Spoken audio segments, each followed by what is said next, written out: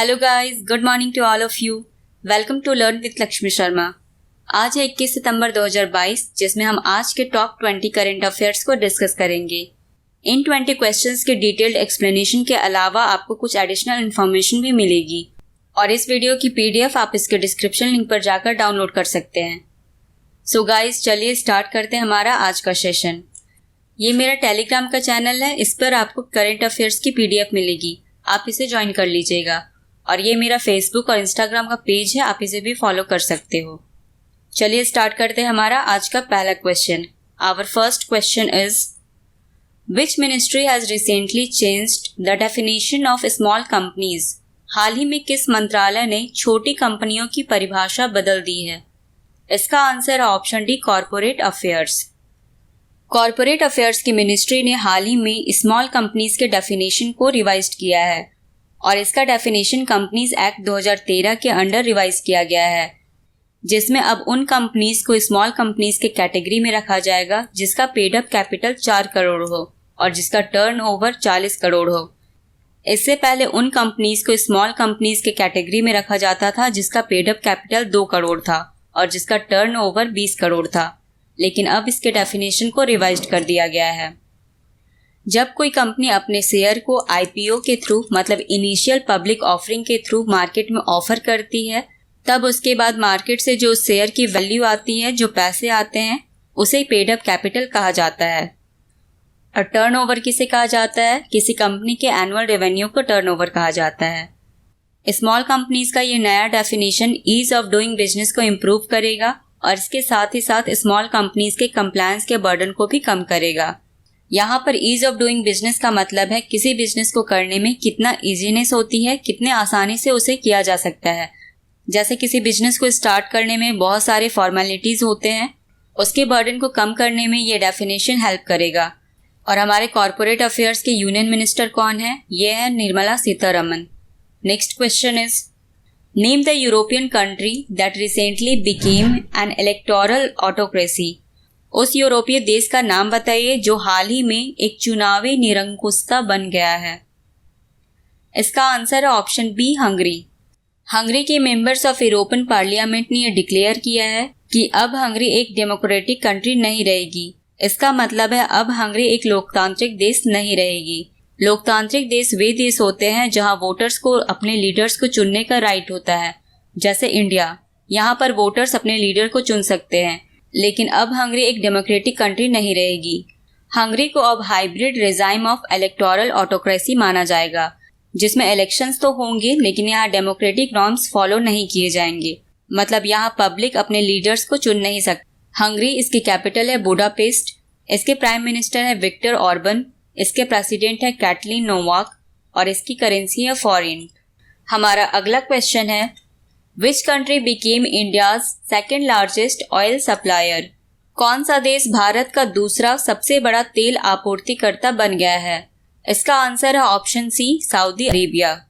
Saudi Arabia अब India की second largest oil supplier बन गई है। इसने रसिया को सरपास किया है। इससे पहले रसिया इंडिया की सेकेंड लार्जेस्ट ऑयल सप्लायर थी, लेकिन अब सऊदी अरेबिया ने इसे सरपास किया है।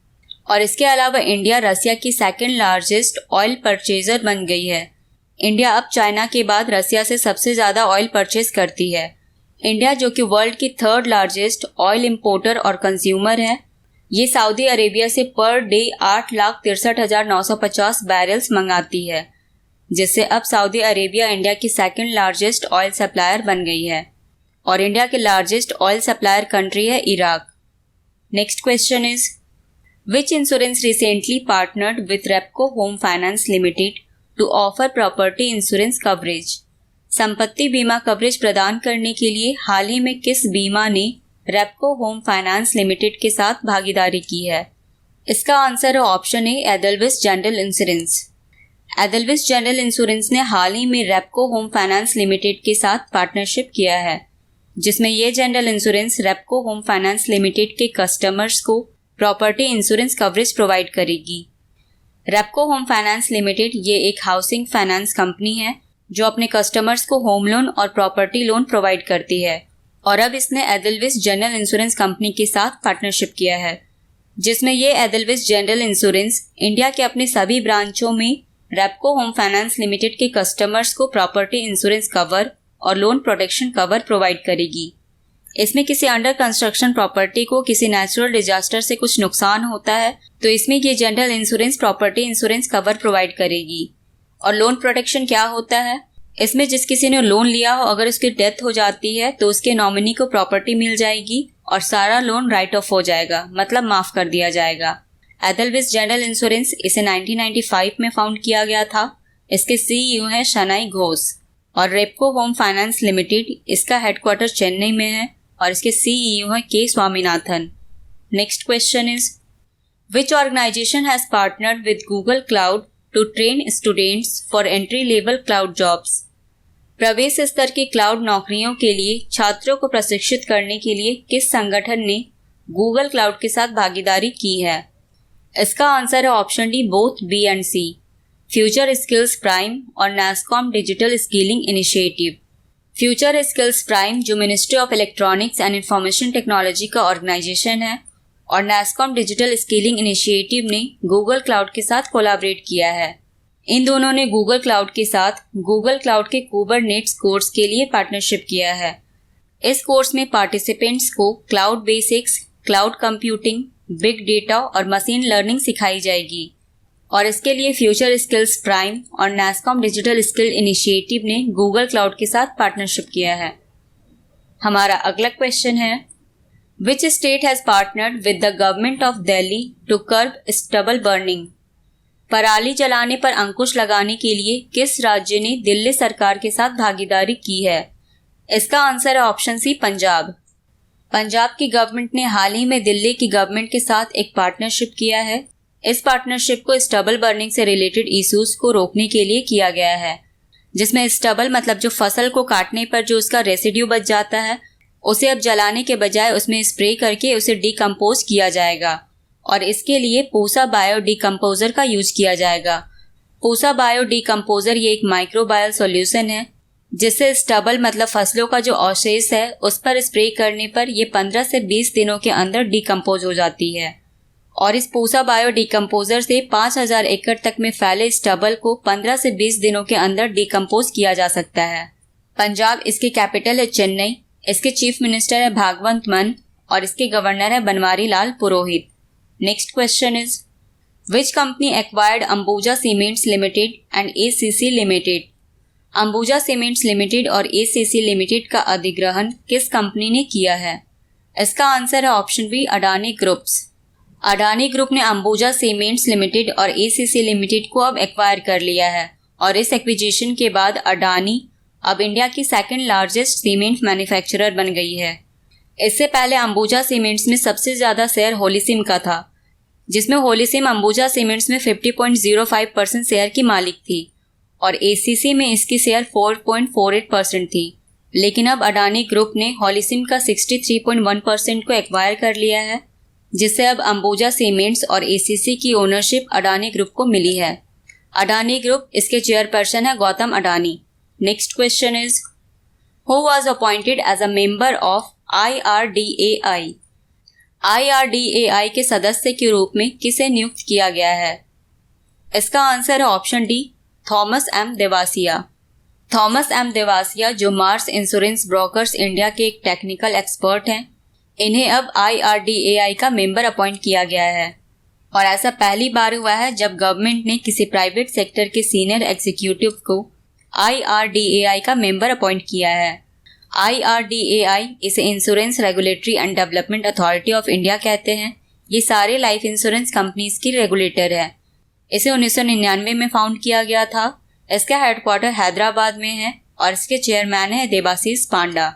Next question is who was appointed as secretary of the ex servicemen welfare department in the defence ministry. रक्षा मंत्रालय में भूतपूर्व सैनिक कल्याण विभाग के सचिव के रूप में किसे नियुक्त किया गया है? इसका आंसर है ऑप्शन ए, विजय कुमार सिंह। विजय कुमार सिंह को डिफेंस मिनिस्ट्री में एक्स सर्विसमैन वेलफेयर का सेक्रेटरी अपॉइंट किया गया है। ये 1990 बैच के एक IAS ऑफिसर हैं जिन्हें इस पोस्ट के लिए अपॉइंट किया गया है। और इस पोस्ट को ज्वाइन करने से पहले ये पर्सनल एंड ट्रेनिंग डिपार्टमेंट में जॉइंट सेक्रेटरी के रूप में अपॉइंटेड थे।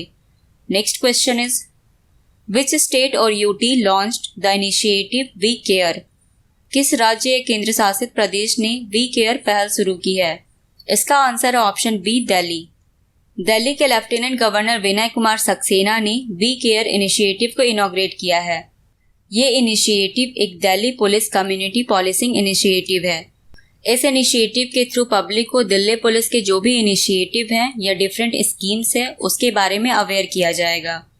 और इस इनिशिएटिव के अंडर दिल्ली के सारे डीएसपी अपने अपने एरियाज में हर सैटरडे और संडे को अगले 3 महीनों तक दिल्ली पुलिस के स्कीम और इसके इनिशिएटिव्स के बारे में लोगों को अवेयर करेंगे। दिल्ली पुलिस के कमिश्नर है संजय अरोड़ा। हमारा अगला क्वेश्चन है which state launched a web portal named CM द हैसी? किस राज्य ने सीएम द हैसी नाम से एक वेब पोर्टल लॉन्च किया है?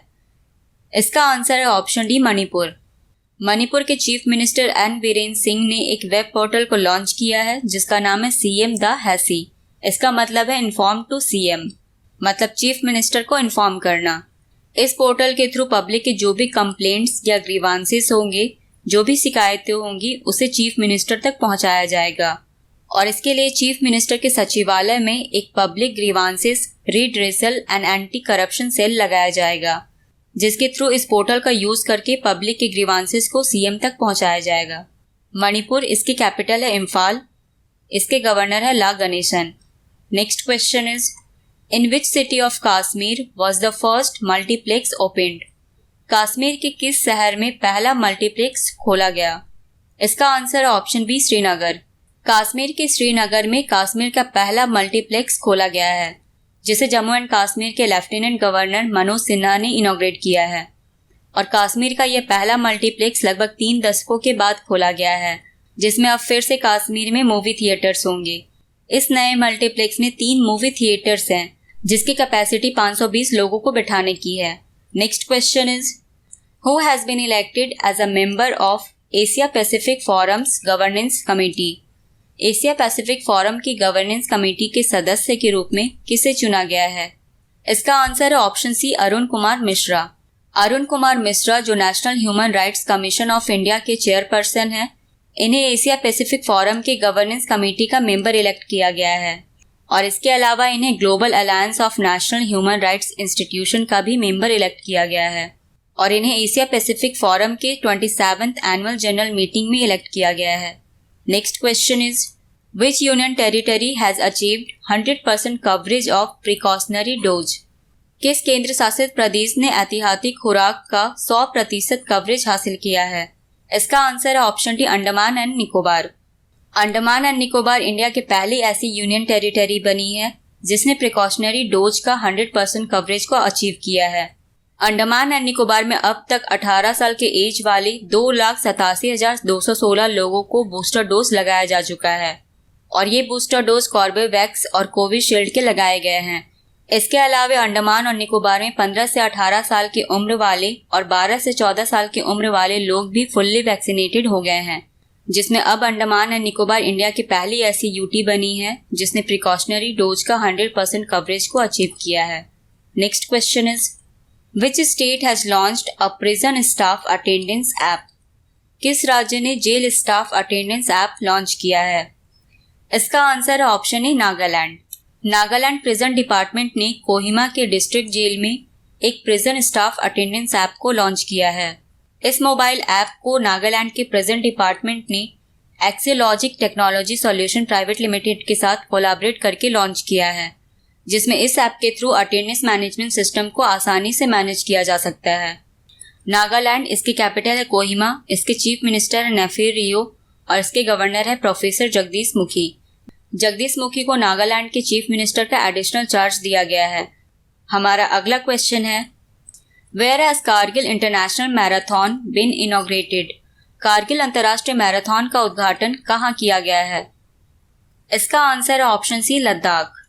लद्दाख में कारगिल इंटरनेशनल मैराथन का उद्घाटन किया गया है, जिसे इंडियन आर्मी के चीफ जनरल मनोज पांडे ने इनॉग्रेट किया है।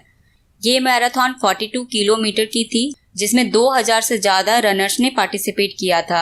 इन रनर्स ने 10 किलोमीटर का फुल और 5 किलोमीटर का हाफ मैराथन में पार्टिसिपेट किया था और ये मैराथन लद्दाख पुलिस के लद्दाख ऑटोनॉमस हिल डेवलपमेंट काउंसिल कारगिल ने सरहद पुणे के साथ कोलैबोरेट करके ऑर्गेनाइज किया था।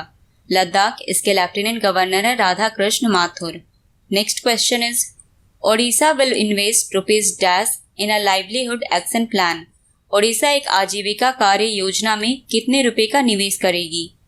इसका आंसर ऑप्शन डी 261 करोड़ रुपए। ओडिशा गवर्नमेंट ने कोस्टल इकोसिस्टम को रिवाइव करने के लिए 261 करोड़ रुपए का इन्वेस्टमेंट किया है। ओडिशा गवर्नमेंट ने अपने स्टेट के कोस्टल इकोसिस्टम को रिवाइव करने के लिए एक लाइवलीहुड एक्शन प्लान को अप्रूव किया है, जिसके लिए इसने 261 करोड़ रुपए का इन्वेस्टमेंट किया है। इस लाइवलीहुड एक्शन प्लान को उन लोगों के लिए लाया गया है जो कोस्ट यानी समुद्र के किनारे रहते हैं। ये लोग क्लाइमेट इफेक्ट जैसे सुनामी, बाढ़ इत्यादि में भी अपनी लाइवलीहुड चला सके, इसके लिए ये एक्शन प्लान लाया गया है और इस एक्शन प्लान को 2022 से 2027 तक इम्प्लीमेंट किया जाएगा। ओडिशा इसकी कैपिटल है भुवनेश्वर, इसके चीफ मिनिस्टर है नवीन पटनायक और इसके गवर्नर है Ganeshi Lal. Next question is world bank has granted a loan of rupees dash to Punjab. विश्व बैंक ने पंजाब को कितने रुपए का ऋण दिया है? इसका आंसर है ऑप्शन ए 150 मिलियन डॉलर। वर्ल्ड बैंक ने पंजाब को फाइनेंशियल रिसोर्सेज को मैनेज करने के लिए 150 मिलियन डॉलर का लोन दिया है और इस लोन को पंजाब को 15 सालों तक में चुका देना है। वर्ल्ड बैंक इसे जुलाई 1944 में फाउंड किया गया था। इसका हेडक्वार्टर वॉशिंगटन डीसी में है और इसके प्रेसिडेंट है David Malpass. Next question is which Indian naval ship was decommissioned recently. हाल ही में किस भारतीय नौसेना जहाज को सेवा मुक्त किया गया है? इसका आंसर है option C INS Ajay. Indian naval ship Ajay को 32 सालों के बाद अब डीकमीशन कर दिया गया है। इस शिप को अब रिटायर कर दिया गया है। इस नेवल शिप को 24 जनवरी 1990 को जॉर्जिया में कमीशन किया गया था, जिसे अब 32 साल के बाद सेवा मुक्त कर दिया गया है। INS अजय ने बहुत सारे नेवल ऑपरेशंस में पार्टिसिपेट किया था, जैसे कारगिल वॉर के दौरान ऑपरेशन तलवार में और 2001 में ऑपरेशन पराक्रम में। Next question is international week of deaf people 2022 is being organised from dash. बाधिर लोगों का अंतर्राष्ट्रीय सप्ताह 2022 में कब से आयोजित किया जा रहा है? इसका आंसर है ऑप्शन ए 19 to 25 सितंबर। हर साल सितंबर के लास्ट संडे से international week of the deaf को सेलिब्रेट किया जाता है और इस बार 2022 में इसे 19 से 25 सितंबर तक सेलिब्रेट किया जाएगा। इस सप्ताह को हर साल world federation of the deaf के द्वारा ऑर्गेनाइज किया जाता है और पहली बार इस वीक को 1958 में इटली के रोम में सेलिब्रेट किया गया था और इस बार 2022 में international week of the deaf की थीम रखी गई है building inclusive communities for all. So guys, ये थे आज के टॉप 20 क्वेश्चंस। पिछले वीडियो मैंने क्वेश्चन पूछा था नए तेलंगाना सचिवालय परिसर का नाम किनके नाम पर रखा जाएगा? इसका आंसर था ऑप्शन ए भीमराव अंबेडकर। अगले क्वेश्चन का आंसर आपको कमेंट सेक्शन में देना है। So the question is which state will introduce mandatory games period. कौन सा राज्य अनिवार्य खेल अवधि शुरू करेगा? आपके ऑप्शन है छत्तीसगढ़, बिहार, त्रिपुरा या सिक्किम। इसका आंसर आपको कमेंट सेक्शन में देना है। सो गाइज, आज के वीडियो में बस इतना ही। इस चैनल को सब्सक्राइब कर लीजिए और इस वीडियो को ज़्यादा से ज़्यादा शेयर कीजिए। Thanks for watching guys and have a good day. Bye bye.